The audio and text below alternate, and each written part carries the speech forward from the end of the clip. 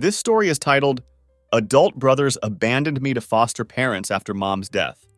Now they're begging for forgiveness and financial help after my success. Hey Reddit, I don't even know where to begin with this story. I guess I'll start from the beginning, the day that changed everything for me. I lost my mom when I was 11 years old. It happened so fast that I still sometimes struggle to process it even now. One morning she was there, kissing my forehead before I headed off to school, promising to help with my science project when I got home. By evening, she was gone. A drunk driver hit her car while she was on her way home from work. I still remember sitting in that sterile hospital waiting room, the antiseptic smell burning my nostrils as nurses walked past, talking in hushed whispers around me like I couldn't hear them discussing my mother's condition.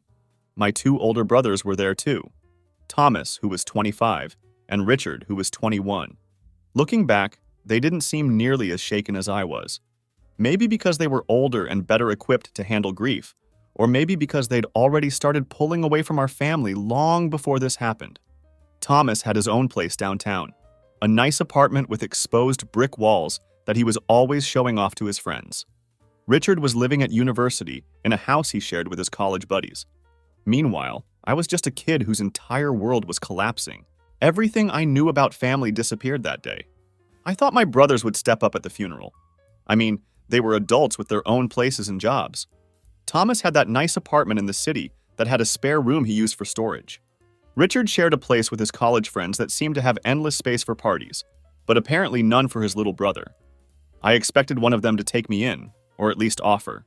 I remember waiting for one of them to say something about where I would be living. Instead, I overheard them talking about arrangements when they thought I couldn't hear them. That's how I found out I wouldn't be staying with either of them. The following week, a social worker showed up at our house. She was nice enough, with a gentle voice and patient eyes, but all I could focus on was the devastating realization that my own brothers didn't want me. They had their excuses, of course. Thomas said he wasn't ready to be a full-time guardian and had just started moving up at work. Richard claimed he couldn't handle school and raising a kid, and that it wouldn't be fair to either of us. But I was just a scared child who had lost his mother. The way they avoided eye contact when they explained this to me said everything I needed to know. They didn't want the responsibility of raising their little brother. I got shuffled into foster care without much ceremony. Thomas signed some papers, patted me awkwardly on the shoulder, and promised he'd visit often. Spoiler alert, he didn't. Foster care was a mixed experience for me. My first placement wasn't great, to put it mildly. The family saw me as nothing more than a walking paycheck. They didn't physically abuse me or anything like that, but they were emotionally cold in a way that left its own kind of scars. They had all the basics covered on paper. There was always food in the fridge, meals came right on schedule, and I had a roof over my head. But the house felt like an icebox, devoid of any warmth or comfort. My foster parents only spoke to me when absolutely necessary, usually to tell me about chores or house rules. They had two older kids of their own, who made it crystal clear that I wasn't part of their family. I wasn't included in family outings or celebrations. I was just the extra kid they took in for whatever money the state gave them. I spent most days alone in my room, flipping through my mom's old photo album, one of the few personal items I managed to take with me when I left our home. Those photographs became my escape, a window into a happier time when I had a real family who loved me. My brothers started calling after a couple of months. I was excited at first, thinking maybe they regretted their decision and were planning to take me back. Maybe they'd finally realized their mistake and would change their minds. But the calls were painful exercises in forced conversation. They'd ask the most generic questions possible. How's school going? Or, are you eating enough? Then there would be long, awkward silences where neither of us knew what to say. I quickly realized they never actually listened to my answers. They were just going through the motions, ticking boxes on some imaginary good brother checklist. I started dreading those calls. They felt performative, like they were only doing it because they felt obligated, not because they genuinely cared about me or my well-being. When I was 13, I finally worked up the courage to ask Thomas directly why he didn't take me in. He sighed like I was being difficult and said, "I was just starting my career, man. It wasn't the right time." Richard gave me the same kind of excuse when I asked him. I had no idea how to raise a kid. It wouldn't have been fair to either of us. I didn't know how to argue with them back then. I was just a kid trying to understand why my own family had abandoned me. But their words stuck with me for years.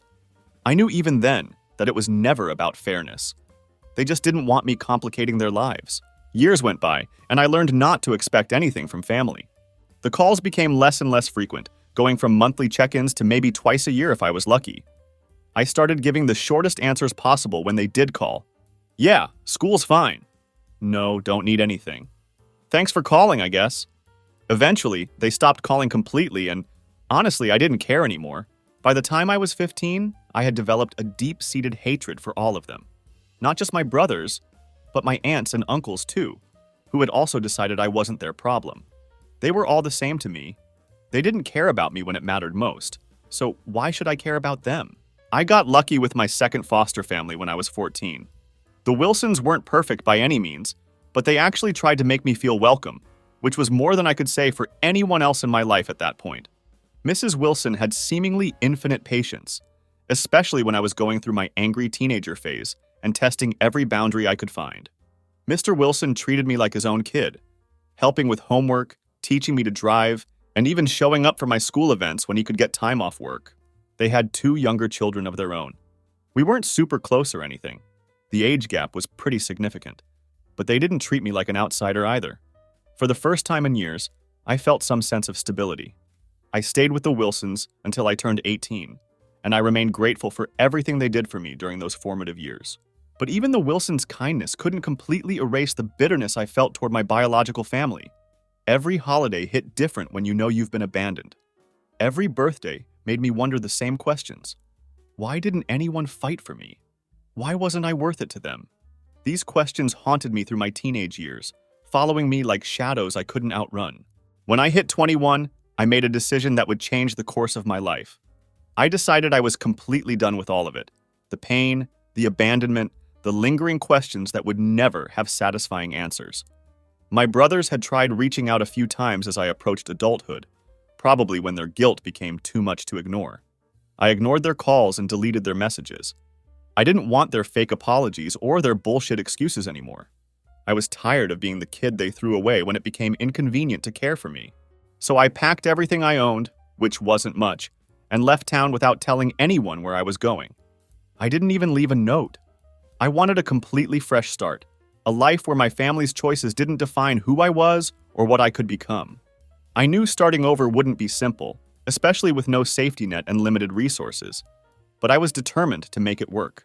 Whatever struggles lay ahead, they had to be better than staying trapped in the past. I moved to a small city in Oregon that I'd only ever seen in pictures. The mountains and forests called to me, promising the kind of peace I hadn't found in my hometown. I found work and started building my life from scratch, one small victory at a time. When people asked about my family, I'd just say we're not close and change the subject. It was easier that way. Nobody needed to know about those years spent feeling like I wasn't enough, like I was a burden no one wanted to carry. Looking back now, I don't know if I'll ever be able to forgive my brothers. Maybe they genuinely thought they were doing the right thing. Or maybe they were just selfish young men who didn't want a kid cramping their style. Either way, they made their choice all those years ago, and I made mine when I decided to leave it all behind. I decided their neglect wouldn't define me anymore. For the first time in forever, I had control over my own life and my own story. That was enough for me, more than enough actually. It was everything. Starting over at 21 felt both freeing and terrifying. I packed everything I owned into one beat-up duffel bag that had seen better days. It wasn't much. Some clothes, a few books, and my mom's photo album that I'd guarded fiercely through every foster home. I took a bus to a city I'd only seen in pictures, arriving with no connections and no safety net. I didn't know a single person there, and that was exactly what I wanted.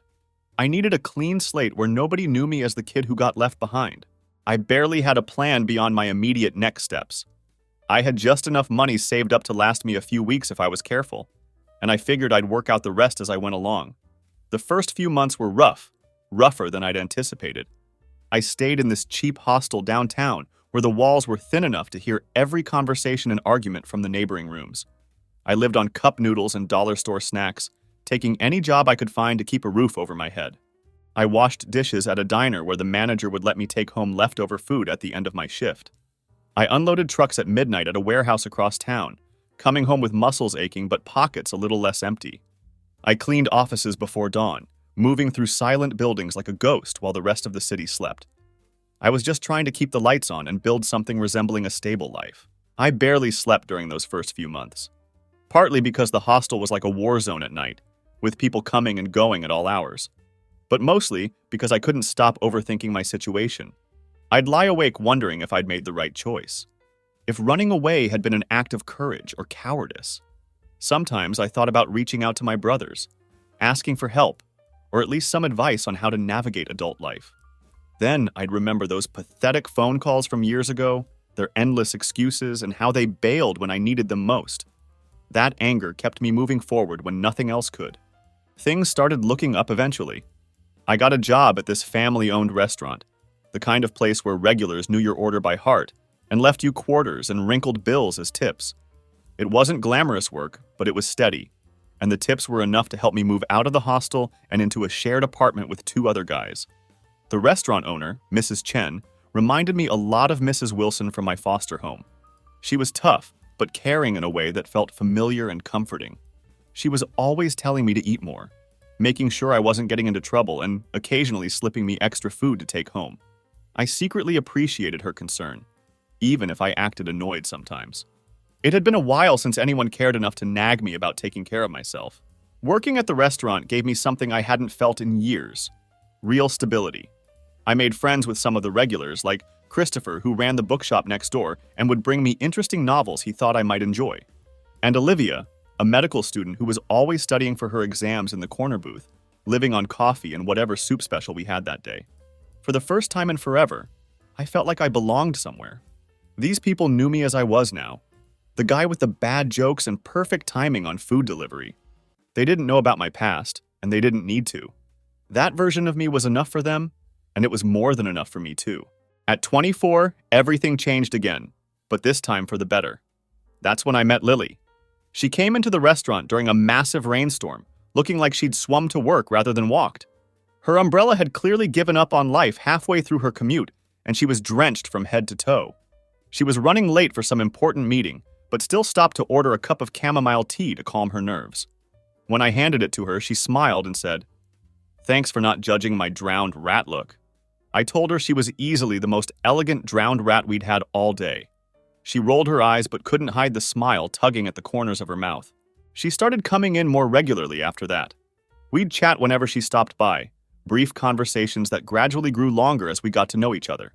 She was 28, a bit older than me, and worked as an interior designer for a local firm. She had this confidence about her that I found magnetic, like she knew exactly who she was and didn't care what anyone thought about it. I found that refreshing, especially after spending years feeling like I had to prove myself worthy to people who never cared anyway. After a few weeks of our little interactions, I finally worked up the courage to ask Lily out. To my surprise, she said yes without hesitation, as if she'd been waiting for me to ask. Our first date was simple but perfect. We got tacos from this food truck in the park, the one with the string lights and wooden benches that made even the most casual meal feel special.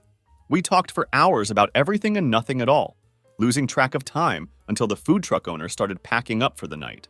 She told me about growing up as an only child in a tight-knit family, about her parents who absolutely adored her and supported her every decision. She talked about her dreams of traveling to Japan someday to study traditional design elements, her eyes lighting up as she described the gardens and temples she wanted to see. I told her about working at the restaurant, my growing friendship with Mrs. Chen, and my dream of opening my own place someday. I kept quiet about my family situation, though. I just said we weren't close and left it at that. I wasn't ready to share that part of myself yet, not even with someone I was starting to care about. Lily didn't push for more information, seeming to understand that I wasn't ready to talk about it. I appreciated that about her, at least in the beginning. She gave me the space to share at my own pace, which made me feel respected in a way I hadn't experienced before. Our relationship moved pretty fast after that. After a year of dating, we started talking about living together. I'd saved enough money to move out of my shared apartment into a small studio of my own, but Lily's place was way nicer than anything I could afford. She had a one-bedroom apartment with actual matching furniture and art on the walls, not just posters taped up like in my place. After some discussion, I ended up moving in with her. It felt weird at first, living with someone who was so close to their family. Her parents would call every other day just to chat about random stuff. What we had for dinner, a new restaurant we tried, Even small things like getting new curtains for the living room. Nothing was too insignificant for them to be interested in. I wasn't used to that kind of openness. I'd always kept things to myself, handling my problems alone because that's what I'd learned to do over the years. But Lily was patient with me as I adjusted to this new dynamic. She'd invite me to family dinners and holiday celebrations, never pressuring me but always making sure I knew I was welcome. I felt like an outsider at first, watching their easy familiarity with each other and not knowing how to participate. Her parents really tried to make me feel included, though. Her dad could talk to anyone about anything, filling awkward silences with interesting stories and questions that were easy to answer. Her mom always cooked enough food to feed the whole neighborhood, sending us home with leftovers that would last days. It was nice in a way, experiencing what a functional family looked like. But it also made me feel off balance, like I was seeing something I had never had and probably never would. It was a stark reminder of everything I'd missed growing up, and sometimes that hurt more than I wanted to admit. After a while, Lily started bringing up my family in conversation. "Don't you think it would be nice to have them in your life again?" she asked one night over pasta dinner. I nearly choked on my food, caught completely off guard by the question. "Not really," I said, trying to keep my voice neutral despite the sudden tension I felt. She looked surprised, as if she couldn't comprehend my answer. "But they're your family," she said, like that simple fact should override everything else. I told her I didn't want to talk about it, and she dropped the subject. Or at least I thought she did. Looking back now, I think Lily genuinely believed she was helping. She grew up in this perfect little family where everyone supported each other through thick and thin. She couldn't understand why anyone would cut ties with blood relatives. To her, family was everything, the foundation you built your life on. To me, family was just a painful reminder of every time I'd been let down by people who were supposed to care. Things were good for a while after that conversation. Lily stopped bringing up my family, and I let myself believe she'd finally understood my perspective. We started talking about future plans together. Marriage, kids, maybe buying a house someday in one of those neighborhoods with good schools and tree-lined streets. For the first time in my life, I felt like I was building something real, something stable that I could actually count on. I thought I'd finally found my happy ending. But you know what they say? If something seems too good to be true, it probably is. It all started with a text message on a completely ordinary Tuesday. I didn't recognize the number, and I almost ignored it. But curiosity got the better of me, as it often does, and I opened the message anyway. What I read made my blood freeze in my veins. "Hey, it's been a long time. I know this is out of nowhere, but I really want to catch up. Would be great to hear from you." The name at the bottom of the message made my stomach drop. Thomas, my oldest brother. My first thought was that it had to be spam or some kind of mistake. Thomas wouldn't reach out to me after all these years of silence, right? But as I read the message again, I noticed specific details that couldn't be coincidental. He mentioned things about our mom, about our old neighborhood on Oak Street, things only my brother would know. I felt my stomach turn to ice as the reality sank in. How did he get my number? I had been careful to keep a low profile, changing my number when I moved and keeping my social media locked down. I stared at that message for what felt like hours, reading and rereading it, trying to process what was happening. Part of me wanted to throw my phone across the room in anger. Another part wanted to call and scream at him for daring to reach out after all this time. In the end, I did neither. I simply blocked the number and tried to put it out of my mind. I thought that would be the end of it. It wasn't. Later that night, I brought it up to Lily as we were getting ready for bed. "You won't believe who texted me today," I said, trying to keep my voice casual despite the turmoil I felt inside. She looked up from her laptop with an expression I couldn't quite read, something between guilt and apprehension. "Oh," she said quietly, "I was going to tell you about that." I felt like the floor had disappeared beneath my feet. "Tell me about what?" I asked, though I already knew the answer. She hesitated, and that hesitation told me everything I needed to know. "I gave him your number," she finally admitted, her voice small. The world seemed to stop spinning for a moment. "You what?" The words came out barely above a whisper. "I just thought—" She started, but I cut her off immediately. "Thought what? That I wouldn't notice? That it was okay to ignore everything I've told you about my past?"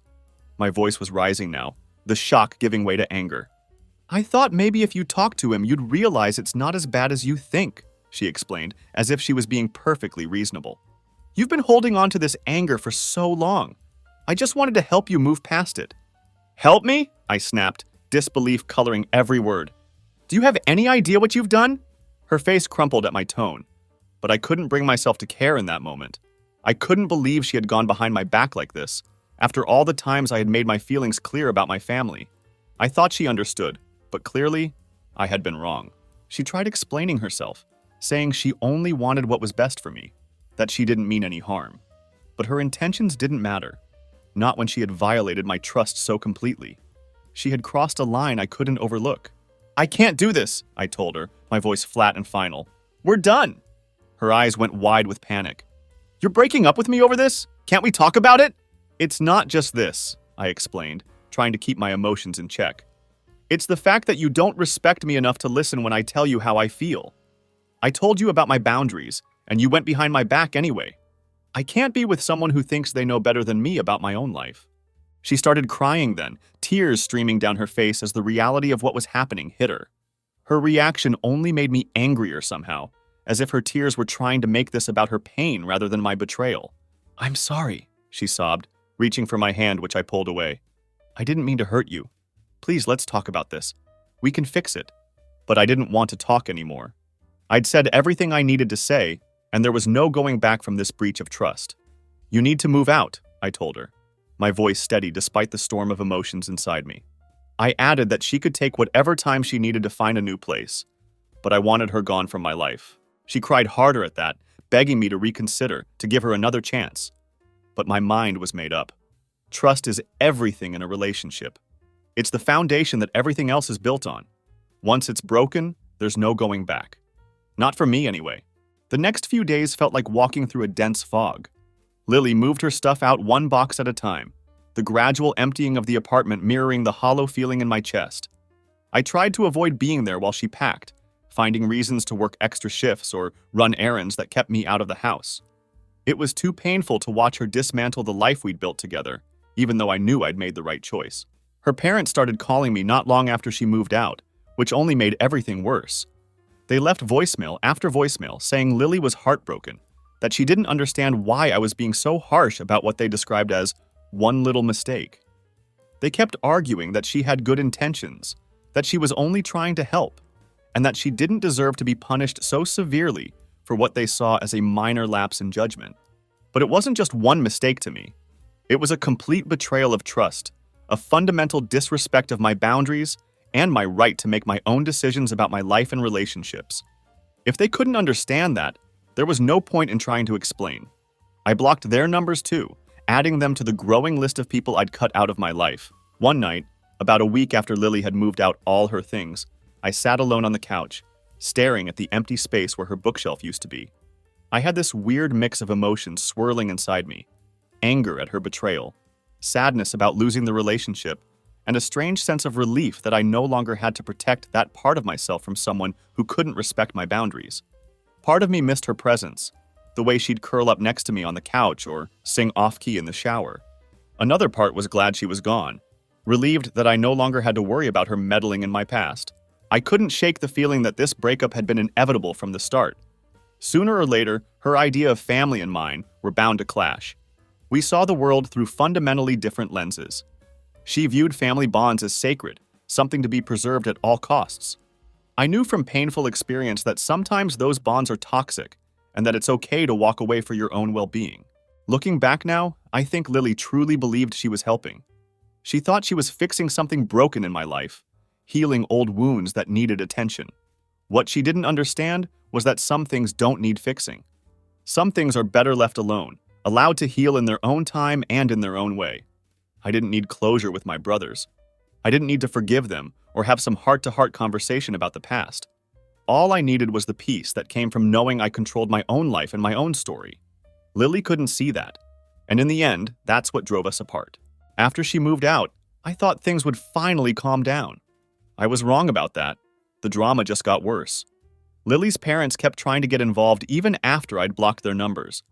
They found ways to get messages to me through mutual friends or colleagues, people who didn't understand the full story and who meant well, but were only making things harder. One day they actually showed up at the restaurant where I worked. I had no idea they were coming until Mrs. Chen came to the back kitchen where I was prepping for dinner service. "There's a couple asking for you," she said quietly. concern evident in her eyes. They seem upset. My heart sank immediately. I knew exactly who it was before I even walked out to the dining area. Sure enough, there they were. Lily's parents standing awkwardly by the entrance, looking like they'd stepped straight out of a family magazine cover in their coordinated outfits.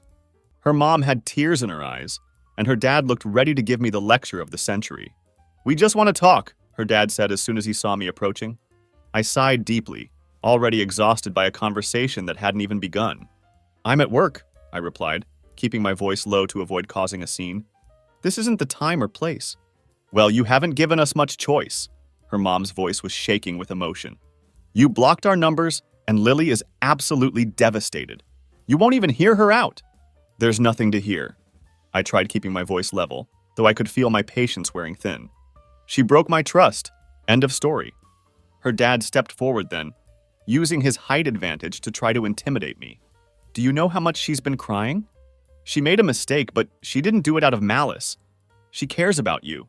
She was only trying to help." I had to take a deep breath to keep myself from saying something I might regret. "Look," I said after a moment, "I'm sorry she's hurting, but that doesn't change what happened. I made my boundaries clear and she ignored them. That's not something I can just get over. But you're throwing away years of relationship over one incident."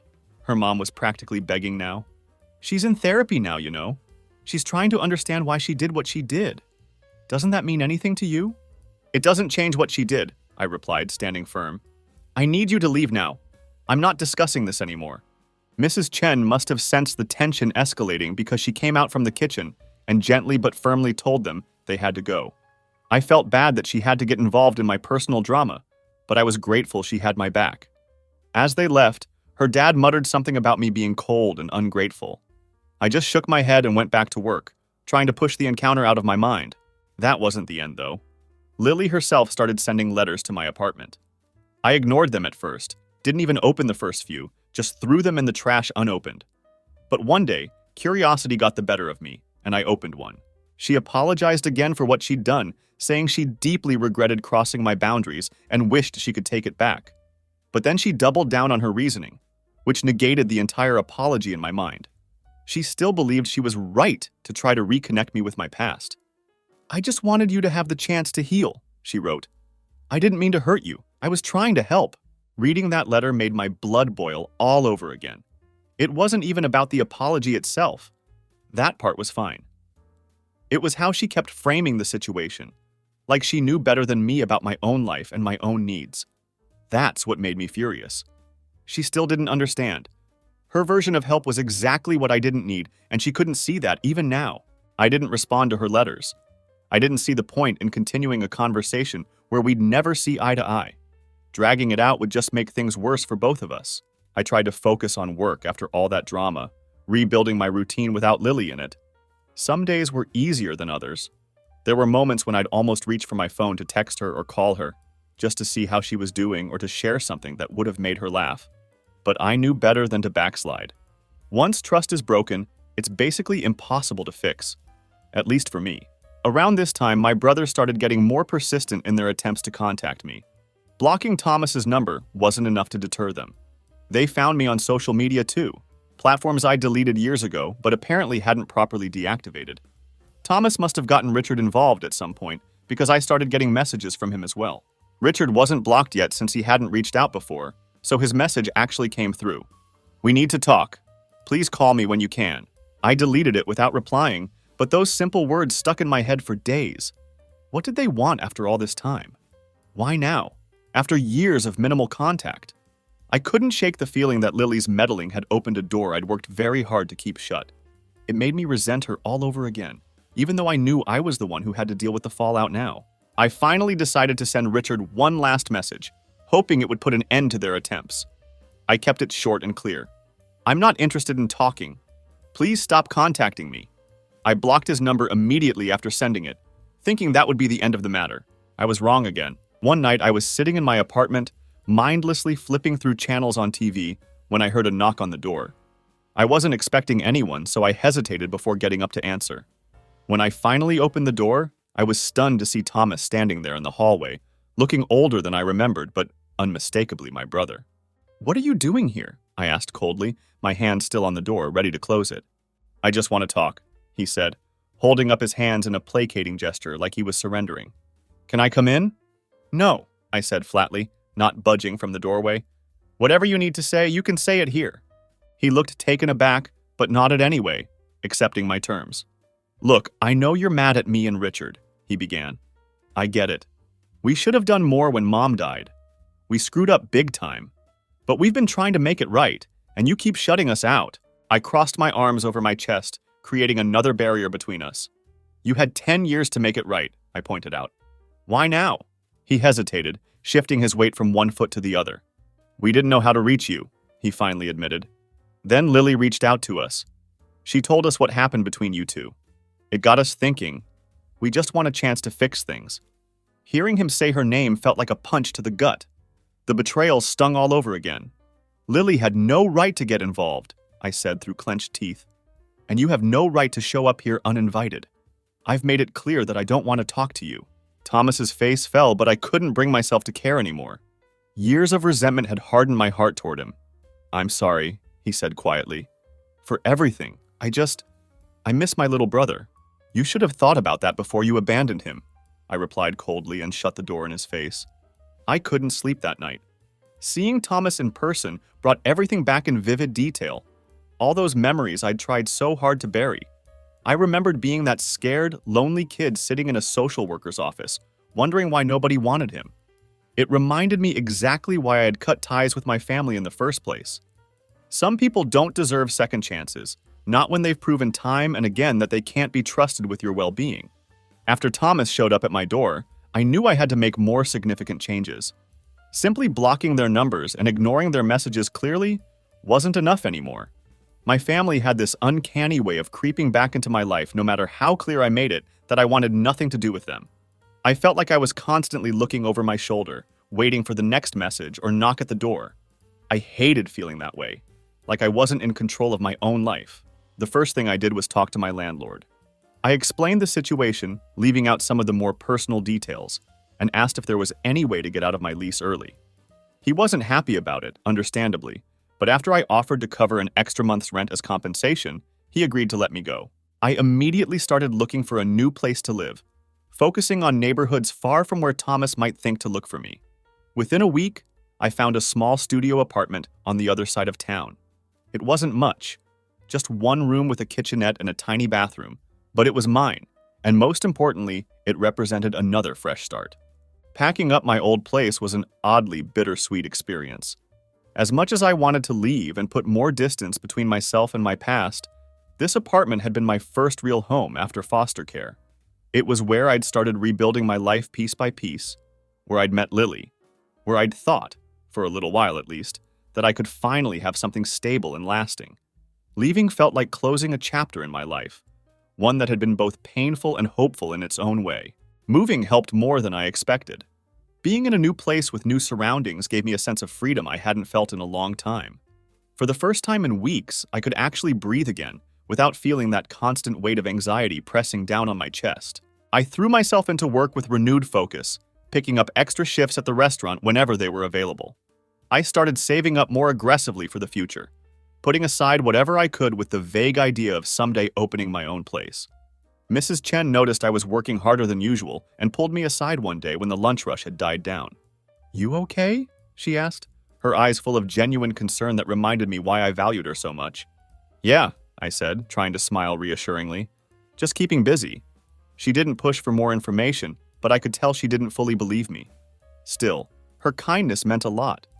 It reminded me that not all relationships had to be complicated or painful. Some people just cared because they wanted to, with no strings attached or hidden agendas. Those were the relationships worth cherishing. Lily didn't give up right away, even after I moved. I got a couple more letters from her that were forwarded to my new address by the post office. I didn't bother opening them. I knew whatever she had to say wouldn't change anything at this point. I had made my decision, and I wasn't going to second guess it now. I kept telling myself that trust was the foundation of any relationship, and once it was broken, there was no going back. That became my mantra whenever doubts crept in. It was hard, though. Some nights I would lie awake, staring at the ceiling of my new apartment, thinking about the good times Lily and I had shared. I'd wonder if I'd been too harsh, too unforgiving for what she might have genuinely seen as an act of love. But deep down, I knew I hadn't overreacted. What she did wasn't just a simple mistake. It was a fundamental disregard for who I was and what I needed. It showed that she didn't really see me. She saw a project, someone she could fix according to her own ideas of what a healthy life should look like. As for my brothers, I didn't hear from them again after Thomas's unexpected visit. Whether they'd finally gotten the message that I wanted nothing to do with them, or they were just regrouping before making another attempt, I couldn't be sure. Honestly, I didn't care either way. I was done letting them dictate my emotional state. The more time passed, the more I realized how much lighter I felt without them in my life. I wasn't carrying around that anger anymore, that constant resentment that had been my companion for so many years. Not because I'd forgiven them, I hadn't, but because I'd finally accepted that I didn't need their approval or their presence in my life. Their opinions, their guilt trips, their belated attempts to reconnect, none of it mattered anymore. I was done letting them have any power over me or my emotions. One day, about 6 months after Lily and I split up, I got an email from someone unexpected. An old friend I hadn't talked to in years. His name was Marcus, and we'd met during my time in foster care. He'd been a couple of years older than me, and we'd lost touch after he aged out of the system before I did. Seeing his name in my inbox was surprising, but in a good way that made me smile for the first time in what felt like forever. In his email, Marcus said he'd moved to my city for a job opportunity and was working as a mechanic at a shop downtown. He asked if I wanted to grab coffee sometime, catch up on the years we'd missed in each other's lives. I hesitated at first. Letting someone from my past back into my life felt risky after everything that had happened with Lily and my brothers. But Marcus wasn't like them. He knew what it was like growing up without a safety net, having to figure everything out alone because there was no one else to rely on. So I replied to his email and set up a time to meet that weekend. Seeing Marcus again was like stepping back into a world I'd almost forgotten existed. We talked for hours at this little coffee shop around the corner from my new place, sharing stories about our various foster families and laughing about the dumb stuff we did as kids trying to cope with situations beyond our control. He told me about his struggles finding stable work after aging out of the system, how he'd bounced between cities for a while before finally getting his life together. I told him about my job at the restaurant, my dream of opening my own place someday, and Mrs. Chen's unwavering support through everything. At one point, Marcus leaned back in his chair, studying me with a thoughtful expression. "You've done good for yourself, man," he said sincerely. "I'm proud of you." His words caught me off guard. I wasn't used to hearing that kind of affirmation from anyone, let alone someone who knew the darker parts of my past. But it meant more than I could put into words, coming from someone who understood the odds we'd both faced. Over the next few months, Marcus and I became close friends again. Having someone in my life who understood my past, who didn't judge me or try to fix me, was a game changer. He reminded me that family isn't always about blood relations. It's about the people who show up for you when it counts, who stand by you through the difficult moments without expecting anything in return. With his encouragement, I started thinking more seriously about my future plans. I had been saving up money for years, tucking away whatever I could spare from each paycheck. While I wasn't anywhere near ready to open my own restaurant yet, the dream didn't feel as impossible as it once had. For the first time in a long time, I felt like I was building something real, something that was entirely mine and couldn't be taken away from me. Looking back now on everything that happened, cutting ties with Lily and my brothers was one of the hardest decisions I've ever made. But it was also one of the best. Those painful choices taught me important lessons about boundaries, about standing up for what I need, and about not letting anyone guilt me into compromising my own well-being. I don't regret the choices I made, even though they caused me pain at the time. They brought me to where I am now, a place where I can finally start moving forward instead of constantly looking over my shoulder at the past. As for my family, I wish them well in a distant, abstract sort of way. But I don't need them in my life, and I've made peace with that reality. I've learned that some relationships simply aren't worth saving, no matter what society tells us about the importance of blood ties. And that's okay. Not every story needs a happy ending where all conflicts are resolved and all parties reconcile. Sometimes the best thing you can do is walk away and focus on building the life you deserve. You know what I've learned from all of this? Real family isn't about who shares your DNA. It's about who sticks around when things get tough. It's about people like Mrs. Chen, who check on you without wanting anything in return. People like Marcus, who understand your past without trying to change it or or use it against you. Those are the relationships worth keeping, the ones that let you be yourself without conditions or expectations. Maybe that's the real happy ending to my story. Not the one I expected when I was younger, dreaming of a perfect family that would never let me down, but the one I needed all along. Building my own kind of family, one person at a time, on my own terms. And honestly, that's more than enough for me.